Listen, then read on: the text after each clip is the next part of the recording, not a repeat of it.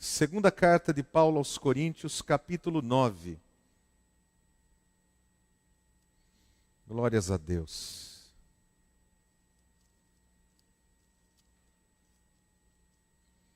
Segunda carta de Paulo aos Coríntios, capítulo 9, o versículo de número 6. Apenas o versículo 6. 9:6.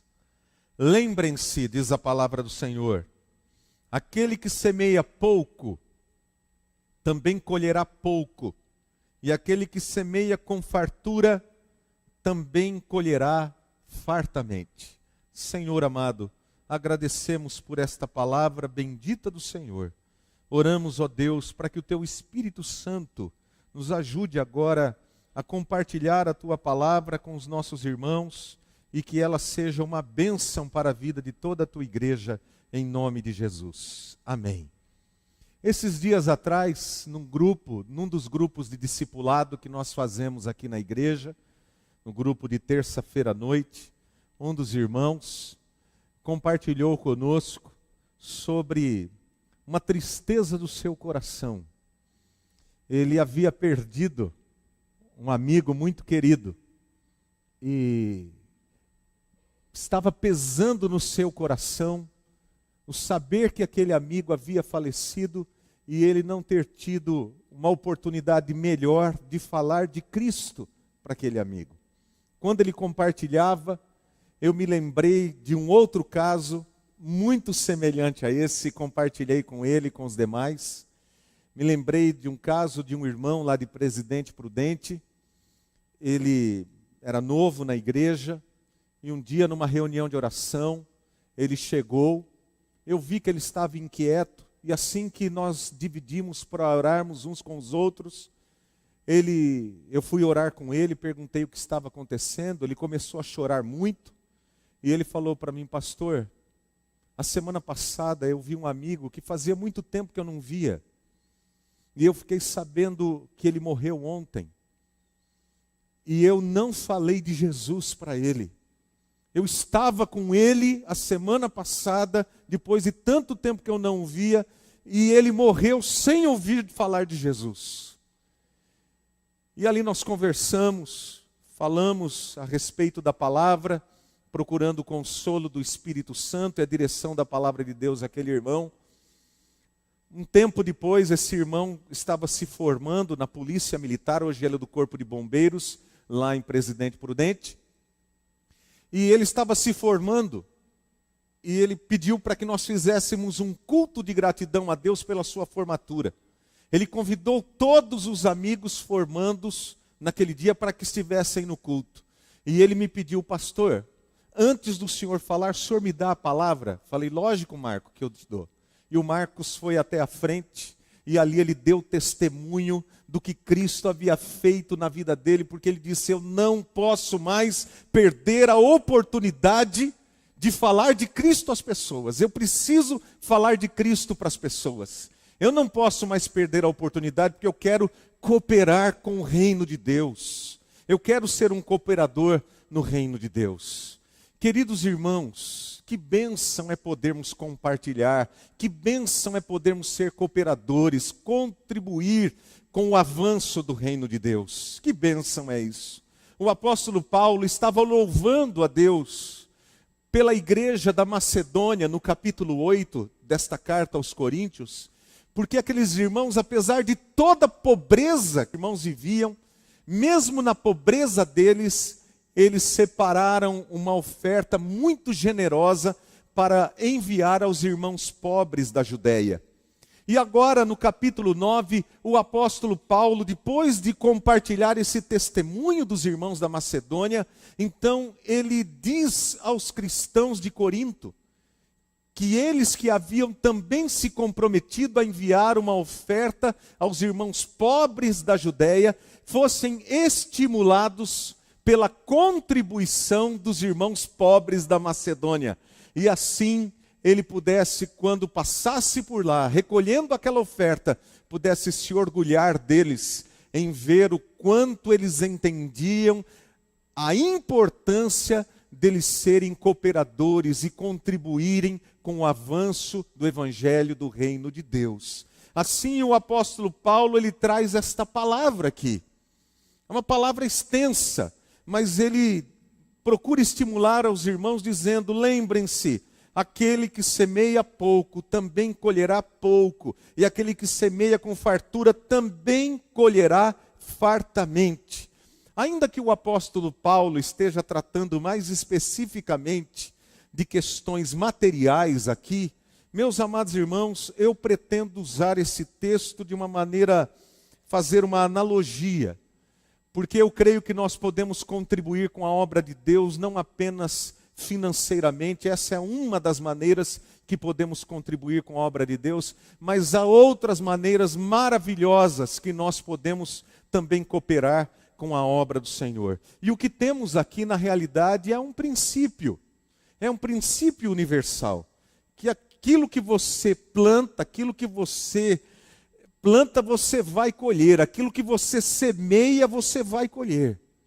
Por isso eu quero dizer aos irmãos, que para que possamos ser cooperadores com a obra do Senhor, em primeiro lugar, nós precisamos querer nos envolver com alegria de todo o nosso coração. Para podermos cooperar com a obra do Senhor, contribuir com a obra do Senhor, com o reino de Deus, nós precisamos querer nos envolver. Por que eu estou dizendo isso? Precisamos querer nos envolver. Porque há aqueles que querem se envolver e aqueles que não querem se envolver. É como no chamado de Cristo: se alguém quiser vir após mim, se você quiser cooperar com a obra de Deus, você pode vir, mas você tem que vir com alegria e de todo o seu coração. Por quê? Porque Paulo vai nos ensinar nesse capítulo que quando nós cooperamos com alegria de todo o coração, nós vamos provar do poder de Deus agindo em nossas vidas.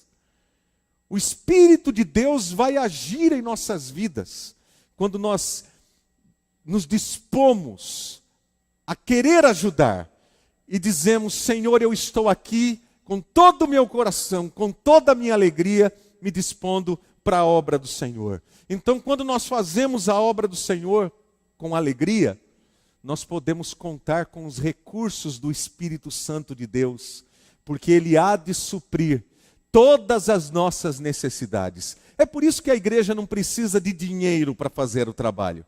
O que a igreja precisa para fazer a obra do Senhor, o que a igreja verdadeiramente ela precisa é de gente disposta, que tenha o coração e a alegria no Senhor, porque a alegria do Senhor é a nossa força. A alegria do Senhor é a nossa força. O entusiasmo que vem de Deus. Quando Moisés chegou até o Senhor, e ele chegou cheio de desculpa, falando que ele era pesado de boca, que ele não sabia falar direito, e começou ali a dar todas as justificativas para Deus não enviá-lo.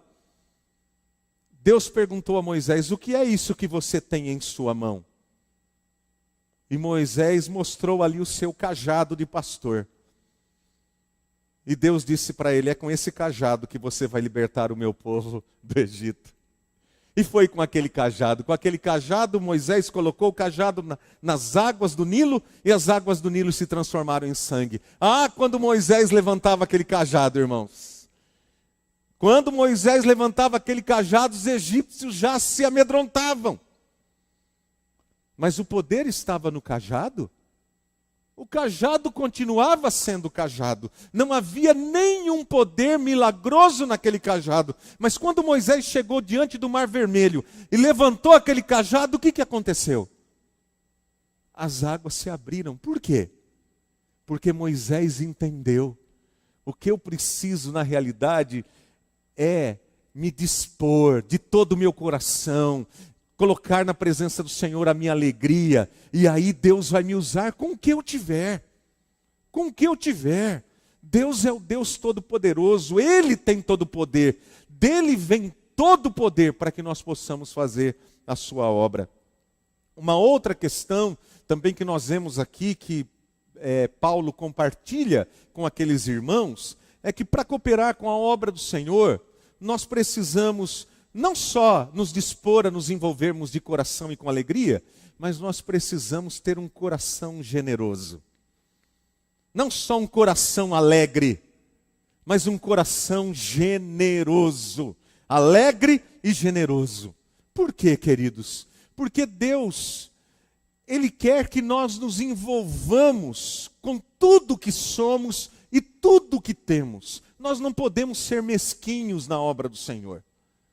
Nós precisamos nos envolver com os nossos dons, com os nossos talentos, com o nosso tempo, com os nossos recursos, com a nossa inteligência, colocar tudo à disposição do Senhor.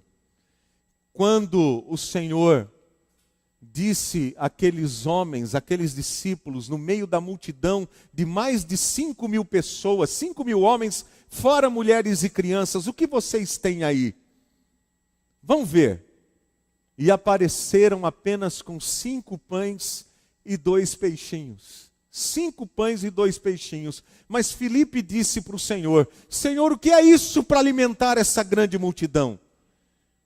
Jesus disse: se assentem na relva de 50, grupos de 50 e 50, de 100 em 100.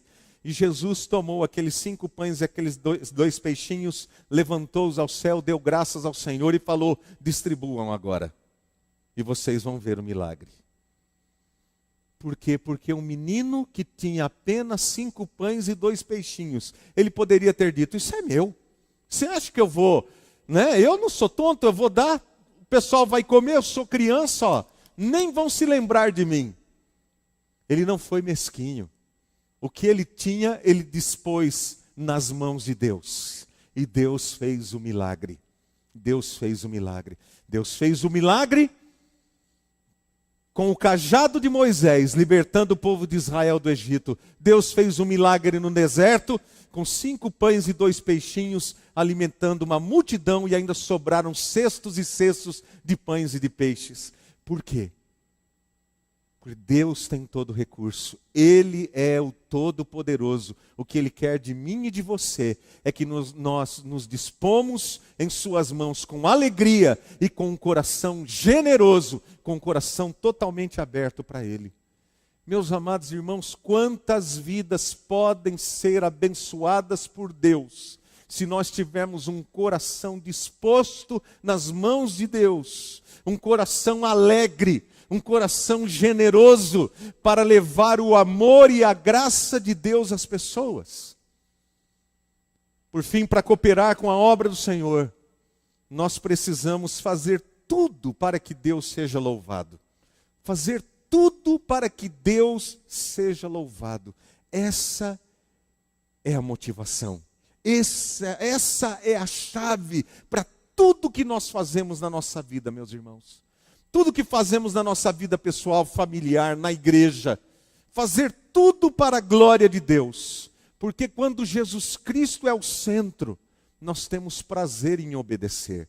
Nós não desanimamos com cara feia.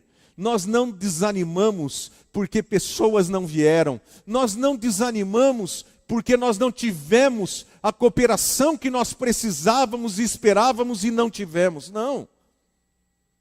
Aí o Evangelho, ele deixa de ser somente um discurso e ele passa a ser praticado por nós, vivenciado por nós. Porque nós fazemos para a glória e para o louvor de Deus.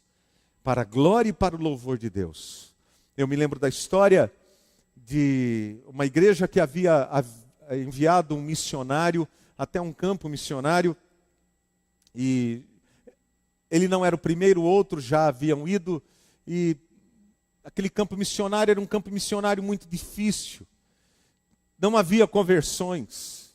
E eles enviaram então um outro missionário para lá, um homem muito dedicado, muito crente, muito consagrado ao Senhor. E aquele missionário ficou lá, já fazia 10 anos que ele estava lá. E ele não enviava nenhum relatório de conversões.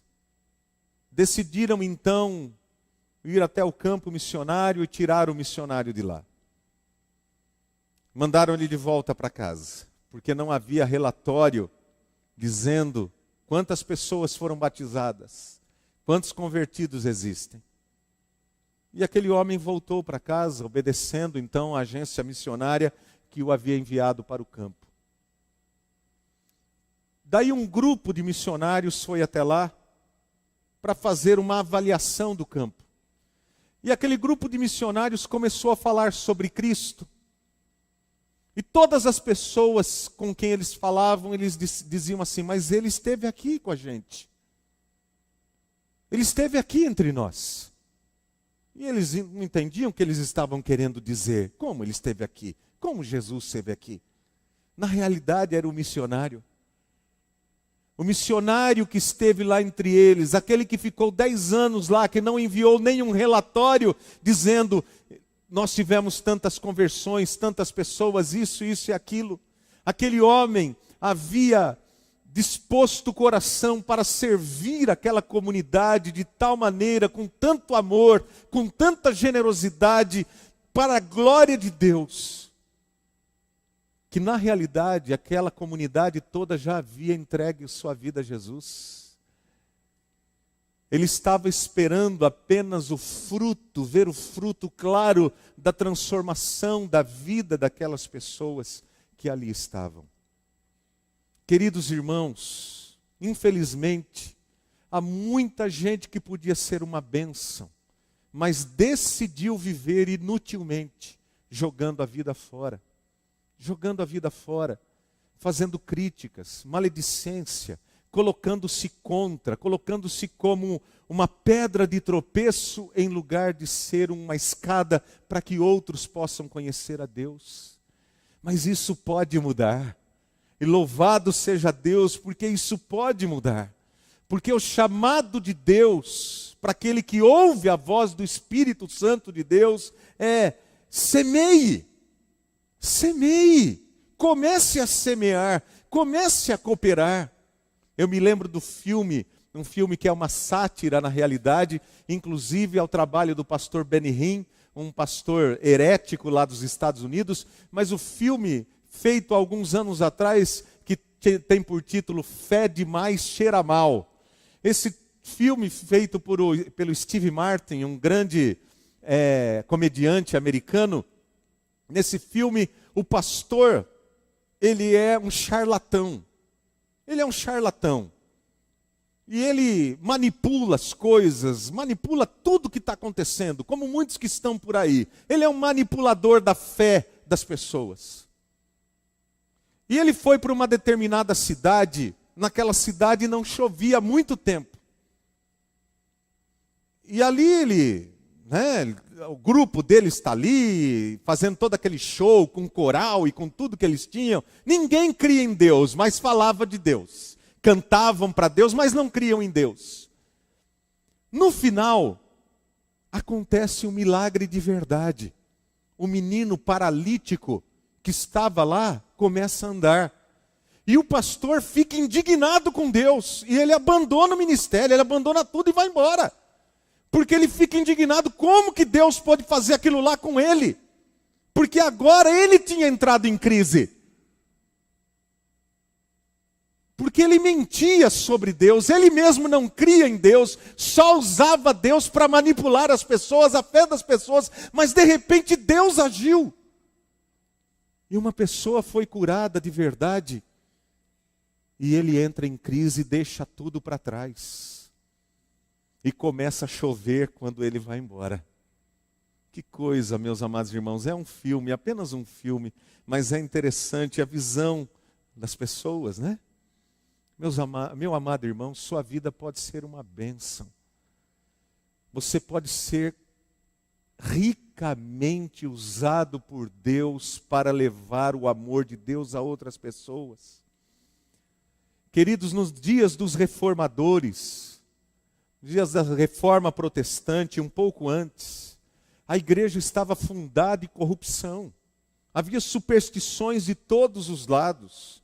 A palavra de Deus era ignorada, o povo estava em cegueira espiritual, a imoralidade graçava em todos os lugares.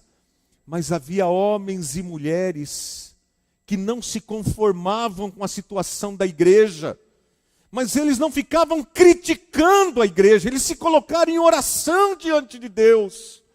Eles buscaram a Deus, choraram, clamaram, pediram a Deus, pagaram alguns deles com a própria vida pela Inquisição da Igreja Católica.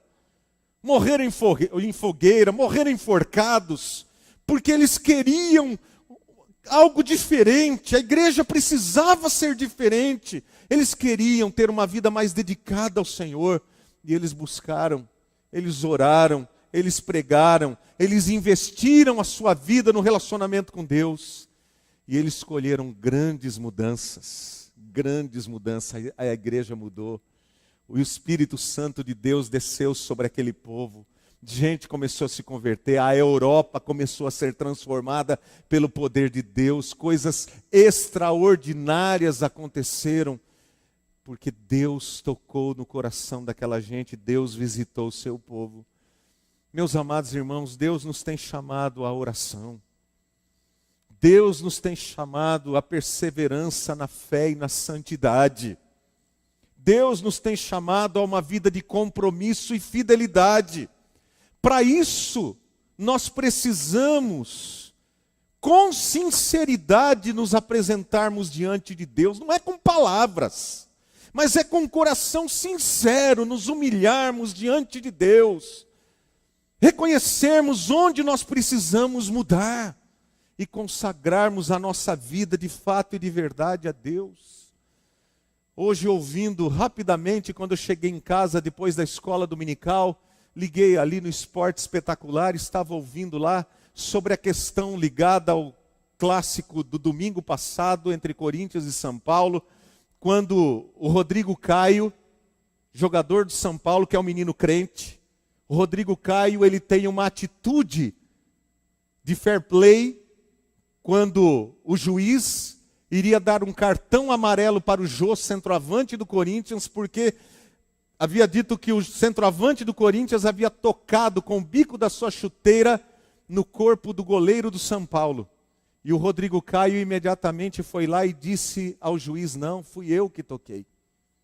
Assumindo a responsabilidade, e o juiz disse lá para o quarto juiz, disse: pode tirar o cartão que eu dei para ele. E ficou essa discussão a semana toda, será que ele fez certo, será que ele fez errado? Houve briga no vestiário do São Paulo por causa disso. E hoje eles fizeram uma enquete, pegaram um time de moçada, não sei se era no Rio de Janeiro, tinha 12 jovens, e eles perguntaram assim: vocês acham, quem acha que o Rodrigo Caio fez certo, vem do meu lado aqui, quem acha que ele fez errado, fica aqui. 6 foram para esse lado e 6 ficaram do lado de cá. 50%.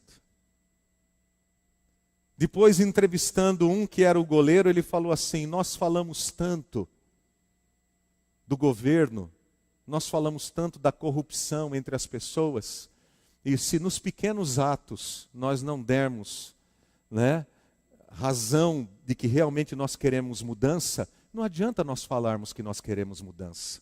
Você entende isso? Você ouve isso?